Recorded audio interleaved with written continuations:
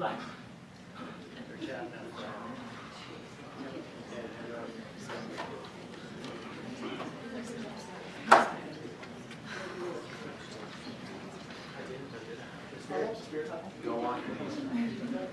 Sorry, I'm running late.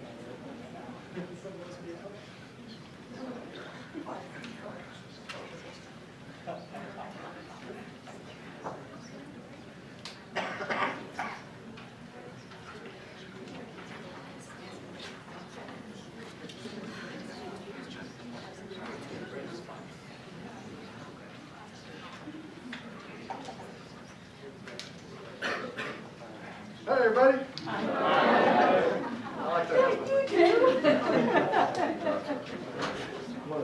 Okay, well, shake it out. Come on. Get loose. I got some little kids up to the age of 5, and there's the Yo Gabba Gabba. So let's get the sillies up.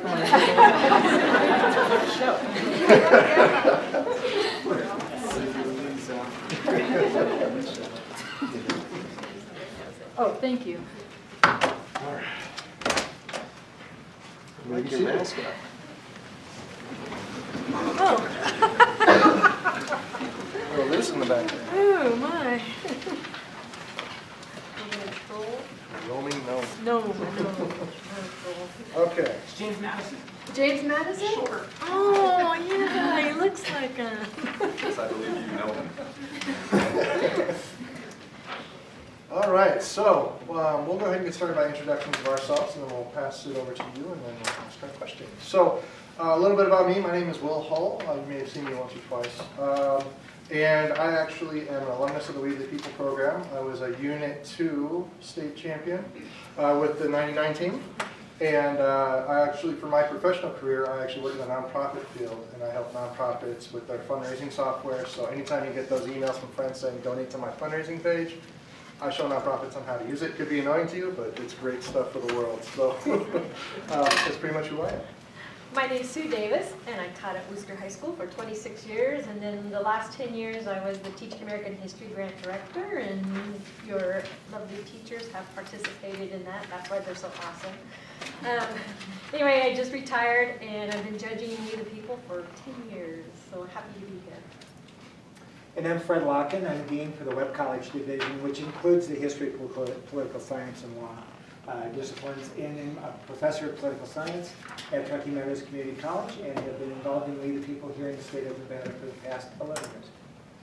And then, good afternoon, everybody. My name is Andy McCam, Chairman of the Nevada Transportation Authority. Like Will, I'm a We the People Unit 2 alumnus from a couple decades back. And anyway, you guys have a good time, good luck, enjoy yourselves. Good afternoon, my name is Ashley Chan. My name is Victor Munson. My name is Abby Seeliger. And my name is Ray Cavallo, and we're Unit 2 from Reno High School. Our unit coach is the famed political essayist Matthew Thornton, and our teacher is Mr. Richard Clark. Okay, you ready? Okay, take a deep breath. Here's our first question. Okay. You got this? Yeah. The first question? Yeah. No. Oh, no, I'm not. Here she goes. Hello. She's jumping ahead to cross I Don't worry about it. What number are we on? Number 6? Yeah, we'll just get that out of the way. The Articles of Confederation were the first of 2 blueprints for the United States government. Although the Articles had serious weaknesses, government under the Articles should be credited for some important achievements. What were the major defects of the Articles, and why did they impede the development of a national government? What were the major achievements of the government under the Articles? In what ways, if any, are the weaknesses of the Articles comparable to the weaknesses of the United Nations and or the European Union? You may begin when you're ready. In his commencement address at Harvard College in July 1787, John Quincy Adams spoke of this critical period, when it seemed to Adams the whole country was groaning under the intolerable burden of accumulated evils. In the government created under the Articles of Confederation, only one state's veto was required to stop an amendment to the Articles. The founders saw the inefficiency of this system and created a more effective system to check the powers of each branch of government. Another flaw in this government was the lack of constitutional enforcement powers the national government had. Following the American Revolution, those loyal to the British government were promised the return of their property. the national government had no power to enforce this provision of the Treaty of Paris. This problem was solved through Article 1, Section 8, Clause 18, also known as the Necessary and Proper Clause. The disinterested view of the national government from the perspective of the states is also seen in a lack of participation of the Annapolis Convention. The states viewed themselves as independent and felt no need to participate in a meeting put together by the weak central government. This is a prime example of how the Articles impeded the development of a national government. This attitude towards the federal government was not entirely ended by the ratification of the new Constitution. In the case Chisholm v. Georgia, Georgia claimed sovereignty and immunity from the jurisdiction of the federal courts. The Supreme Court ruled that all states are under the jurisdiction of the federal system due to their ratification of the Constitution. These accumulated evils Adams spoke of, however, were not always overtly noticeable. As David Humphrey explained to Jefferson in a letter in 1786, to judge by the appearance of ease and plenty, which are to be seen everywhere, one would believe a great portion of the poverty and evils complained of must be imaginary. Although the government under the Articles was often criticized for being weak, the strengths of the Articles are often overlooked. According to the book, The Creation of the American Republic by Professor Gordon Wood, both the Confederation government and the governments of the separate states had done much to stabilize the finances and economy of the country. The states had already moved to assume payment of the public debt, and the Confederation deficit could not be considered serious. One of the first and most successful acts passed by the Congress of the Confederation was the Northwest Ordinance. It created a successful system for the admission of new states to the Union. The provisions of this act were written into the Constitution in Article 4, Section 3, and was one of the original pieces of legislation passed by the first Congress of the United States. Not only did it create good legislation, but the document itself was drafted in a time of war and created a new government to fit the needs of the time. Although each state saw itself as a sovereign and independent nation, the Articles of Confederation was the first document to unify the colonial governments after the Revolution. The single veto power of the states under the Articles is something that is now implemented in the United Nations Security Council. For the United Nations, the veto can be used by any one country within the Security Council. This was demonstrated recently in the conflict within Syria. Both China and Russia vetoed any UN Security Council action in the country. Under the Articles, the federal legislature suffered from a lack of funding due to its dependence on voluntary payments from the states in order to receive monetary support.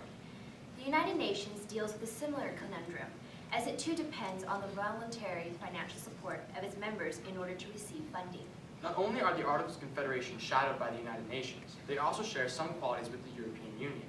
The Articles, as well as the European Union, draw together a multitude of independent sovereign states with separate interests. The different cultures, languages, and geographical locations of the European Union make the unification of the geopolitical actors difficult and ambiguous. The states under the Articles suffered from similar conflicts. Thank you very much. Okay, now we're ready, right? It's all right. We're here to have fun. Why is the Northwest Ordinance of 1787 acclaimed as the Article's most significant and lasting achievement? Well, the founders saw the potential for growth in the U.S. and through all of the land they had attained. So it's considered one of the most important pieces of legislation because it allowed the country to grow. Not only this, but the Northwest Ordinance also laid out the foundation of how new states would be implemented into the new nation, setting the stage for the new Congress under the first Congress under the U.S. Constitution to be able to repass this legislation and allow for the same system of admitting new states to continue. Northwest Ordinance is also extremely important because it formulated the first boundaries for what states should actually look like in our map today. Northwest Ordinance also was one of the first pieces of legislation to put an idea of putting an end to slavery in the new states that were admitted to the Union.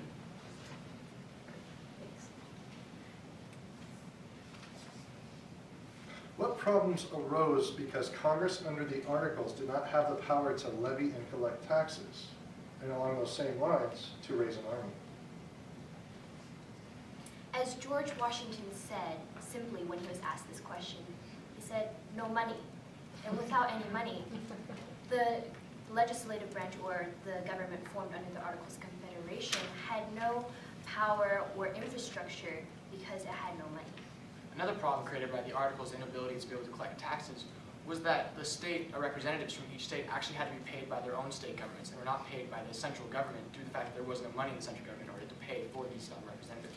And the fact that they could not collect taxes means they could not give money back to the people, such as in Shays' Rebellion, in which the former army of during the Revolutionary War from Massachusetts were not paid and therefore rebelled, and because there was no standing army, Massachusetts had to call on Virginia to help them put this down instead of the federal government. Although some people believe, the Anti-Federalists in particular, that the lack of a standing army was actually beneficial for the people. As Sentinel One wrote, a standing army is that grand engine of oppression. The Articles of Confederation reflected what could just be categorized as a distrust of a strong national government. What were the historical and philosophical reasons for that distrust? Well, one of the historical examples was the government that they had just come out of under the British rule, and that the king and the parliament were so strong that they could implement taxes that the colonists could not fight back against, such as anything like the Townshend Revenue Acts or the Stamp Act. Also, another reason why they had a distrust of central government wasn't so much that they distrusted it, that they weren't used to it. Following the period of solitary neglect, as well as the system of the Articles of Confederation, the states had enjoyed independent sovereignty and the ability to function on their own as their own democratic societies without having to fall under a central government. So it wasn't so much a distrust as they weren't used to being in a system with a strong central government. Going off the sovereignty issue, philosophically, the founders looked to philosophers such as Aristotle, who believed that small, homogeneous communities were better suited to govern the people as opposed to a large standing or central government.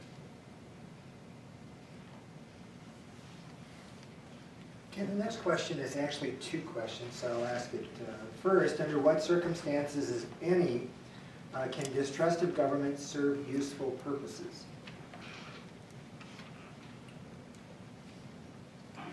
Well, the distrust of the strong central government, it can serve as a useful purpose in the fact that if you give too much power to the states, it is possible for them to be able to infringe on rights, such as in Arizona with the Show Me Your Papers legislation, that anybody suspected of being an illegal immigrant, just a police officer can just go up to them and say, show me your papers.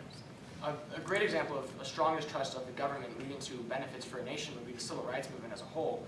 The distrust of the government and the unjust laws that they were passing in order to suppress minorities, people began to distrust this and began acting upon it. And now with the addition of amendments like the 19th Amendment, as well as several acts that have come out of the civil rights movement, we see that this distrust of the national government presented a positive change and positive progress for our country. And the distrust of the national government from the perspective of the states can be seen as beneficial because that allows the states to essentially become laboratories of democracy. In the issue of gay rights currently, 18 states have legalized gay marriage, which is a huge movement for the gay community. The French philosopher Montesquieu's philosophy of separation of powers and checks and balances illustrates the idea of a limited government, which ensures that one branch does not impede on another branch's power, and also a check between the federal government and state governments. And the other part of the question then is, in what circumstances, if any, can distrust of government prove harmful? This can be seen today through the Affordable Care Act and the fact that the government itself does not trust the merits of this legislation and has gone as far as to shut down the government completely. The secession of South Carolina demonstrates that the distrust in a national government can be quite harmful. It's led to a civil war and led to a lot of problems between the North and South. Thank you. What problems did the lack of an executive pose under the Articles, and what problems did the lack of a judiciary pose under the Articles?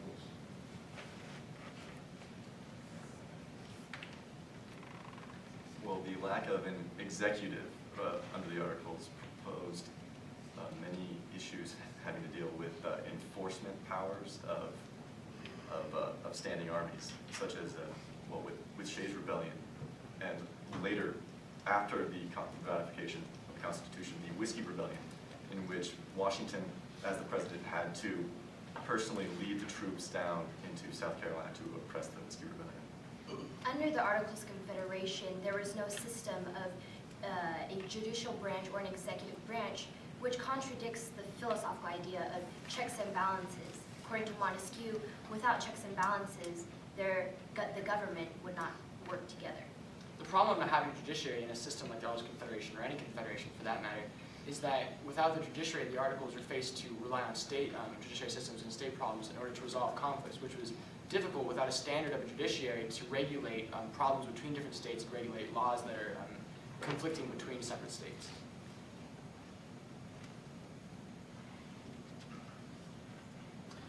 And under the circumstances, we're certainly talking about the first Constitution. And the founders crafted this. Why the Articles of Confederation? Why a government that looked like this? Were they aware of the mistakes they were making? Well, one of the main things was that during the period of salutary neglect, the colonial governments flourished under this form of having the states be sovereign, and so they simply continued this system through the Articles of Confederation. The Articles of Confederation were drafted during a time of war against a far superior country and a far superior force at the time.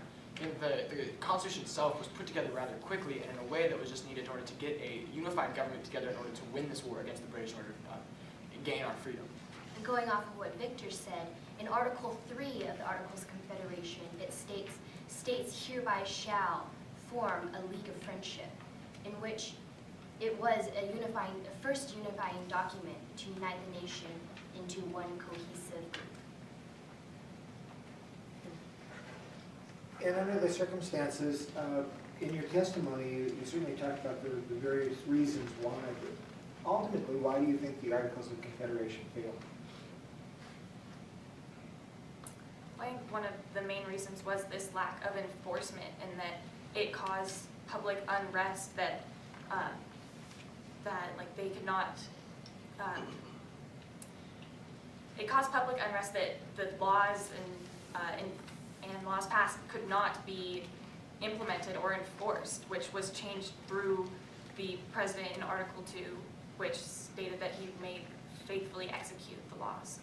Another problem with the Articles was that the representatives from each state, there was no system in the Articles of Confederation in order to check them for misconduct, in order to remove them or punish them in regards to their misconduct. And this was actually solved in the new Constitution under Article 1, Section 5, which allows Congress the ability to punish and remove officers for their misconduct. And ultimately, the Articles of Confederation never reached a point of failure. Instead, they were just, the first proposed Annapolis Convention was just to revise the Articles. But then later, the Philadelphia Convention, they finally decided just to get rid of the Articles before they had a chance to fail. Would they have failed? Yes. You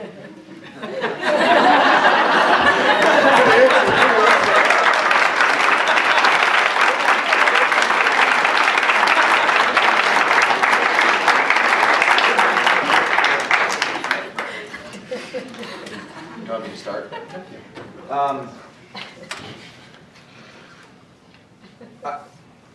When you have the teams that have been at the top and the creme de la creme, we're supposed to just provide you constructive criticism, point weaknesses. I'm at a loss. I can't find them. When I thought there was, no, sincerely.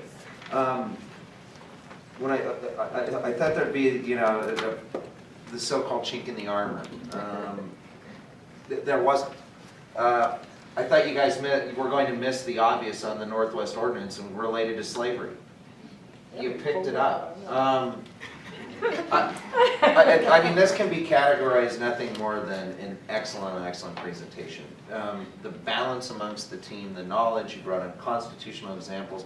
I loved Rousseau. First time we've heard it all day. I like Rousseau.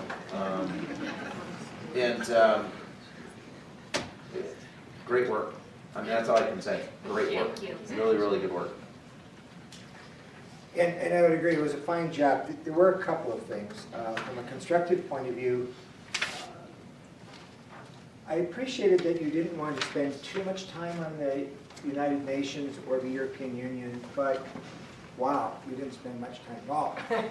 And they are sort of sub-questions, so I think they are intended to perhaps lead you to sort of be able to draw conclusions, possible parallels, differences. And I think you missed an opportunity, and one that was actually expected in the question that you're able to have time to think about and prepare for. The other part was just what seemed to be a very odd statement in your initial testimony about, as a strength or achievement, finance, stabilization of finance. And for some of us as students of history who know it's the financial crisis of 1786 that prompts the Annapolis Convention, that the government is actually at the brink of bankruptcy. Seems to be a very inconsistent achievement. They were so good at it that they drove themselves into collapse. So really important sometimes to stand back and kind of get that holistic view of what you're saying and kind of test it with people that you're working with to see if is there something that just kind of is dissonance in there. Agreed. Amazing presentation. It was a lot of firsts for today. First time that the Articles of Confederation was actually quoted. A lot of first, the Affordable Care Act, how you brought the whole thing to today, which was amazing. I only have like one. Don't forget about education in the Northwest Ordinance. That was the only thing you missed. I mean, you guys were amazing. I'm really impressed. Good job. I echo the sentiments of my judging panel. However, there are some things here that I did see. Your presentation was great. I really don't have too much of a gripe about it. What I do have some things to point out is that you actually did really well when you talked about the historical, when you talked about the Townsend Revenue Act, the Stamp Act as reasoning behind it. You know, Boston Tea Party would be great to throw in there too. Philosophical, you talked Aristotle, but you didn't talk to Locke or Hobbes or any of that. You know, the protecting the natural rights of citizens. Those types of things would be helpful in that instance, in that particular question. When we talked about the lack of an executive or a judiciary, one of the things that you probably could have brought in there was the need for a head of state / commander-in-chief. You kept saying everything that it was related to, but you didn't actually say those words. So that was what I was looking to hear. Just because you could say you need somebody to act quickly, to act and defend ourselves as a nation, as well as negotiate treaties and be able to enforce the treaties. Those types of things, of course, it has to be approved by Congress these days, but you have to make sure that there's an enforcement measure there, which you said multiple times, but I didn't hear the actual title, what we were looking for. I don't think it was a rush to get something together as you may have. This is kind of just a disagreement, looking at what you said there. A rush to get something together as an Articles of Confederation. I think they were thinking it through. They knew what they wanted to do. They just wanted to keep government off their backs for the most part. Protect themselves as much as possible as a citizen and their rights versus them being usurped by the government. So you may want to look at that particular answer and maybe kind of think about how you said that. And of course, you're free to defend it. And that's the whole best part about this, is that it's not a wrong answer. It's just the answer I wouldn't have given. Okay. So overall, great strength of voice, great participation. I think you guys did a really good job. Some Federalist papers probably could have brought into this as well. So think about some Federalist paper research if you move on to that next stage, and make sure you bring those up, because those will strengthen like the judiciary arguments, the executive arguments, those types of things will really strengthen that. Thank you. Awesome. Yeah.